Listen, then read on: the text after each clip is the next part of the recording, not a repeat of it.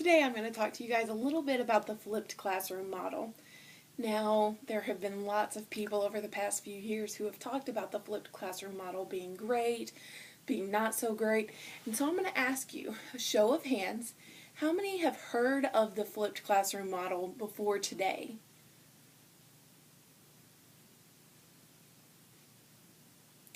That's kind of what I had expected.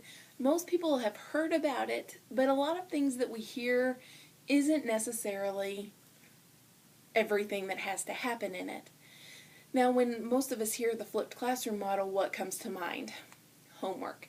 Flipping and doing the lecture at home via video and doing the practice at school. And I want you to forget about that, because we know some students don't have access at home. Some kids just aren't going to watch a video at home. So I'm going to talk to you about how to flip your classroom in your classroom. Now, there are 4 components that I'm going to talk about. There's the video lecture, which is the meat and potatoes of the flipped classroom. I'm going to talk about transparency, distractions, and reflection. Okay? Video lecture. Video lecture is the bread and butter of the flipped classroom. Now, what happens here is similar to what you're experiencing right now. The teacher would video the concept or the skill that he or she is planning to teach for the day. Now, this can be done via an iPad, which is what I'm using, or an iPhone or any other smartphone that has video capability.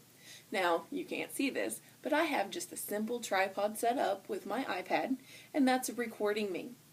Now, another important piece of the video lecture, as you can see here, is one take. I'm not going to video this a million times. That would take so much of my time. So one take. Say everything that you have to say in one take. And finally, upload it to a site. Now, I will eventually be uploading this video to my own teacher channel on YouTube. Now what that means is I have it set to private, so only people who I give the link to can view this video. You can set one up for your teachers. Teachers can upload their own videos, and then students can be provided that link to go back and review for assessments. Transparency. Transparency is what makes a 21st century educator these days. By being transparent, what I mean is they welcome people into their classroom.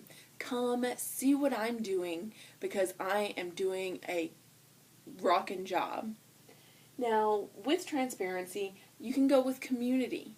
So many of our community members and parents, for that matter, feel like they don't know what happens in the school. However, if you were videoing and posting your videos, maybe on your school website, they would know what kind of education their children are getting. You're also transparent to educators. So many of our principals and even more superintendents do not have the time to get into as many teachers' classrooms as they want to. However, with a flipped classroom model and video lecture, they are able to see the content that is being taught. Finally, transparency to students. Students having access to these videos, like I mentioned a moment ago on YouTube, is so beneficial. You have kids who are going to be out of school for surgeries, for illnesses, for funerals, and being able to go back and watch the video on their own and not miss the content, not miss that lecture that drove classroom instruction is vital for them being able to keep up in class. Next, we have distractions. Now, I want you to picture for a minute your 50-minute class period. When we'll say you have a bell ringer, and that takes 7 minutes, okay? And then after that 7 minutes, you start your activity, your lecture. You are going to talk to your students today about some math concept and what kind of distractions happen during that 40-minute lecture. You're going to have behaviors that you have to deal with. You might have little Johnny over here who's sleeping. Or you might have Susie texting on her phone, and is she saying something bad about me? Oh my goodness. Then you have the multi-lecture syndrome, especially with junior high and high school teachers. They are constantly trying to remember, have I already said that in this class? Am I saying it twice? Well, that takes time to remember what have you said every day, every hour. Chasing squirrels, my personal favorite.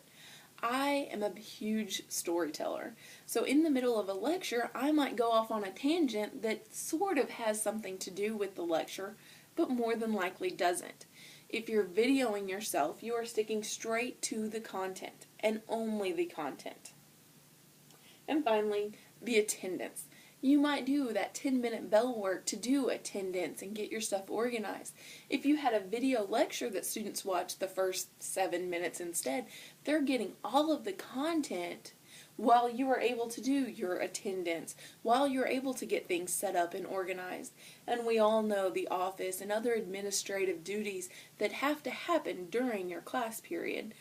If you video yourself ahead of time, you take out all of these distractions. The final part of the flipped classroom is reflection.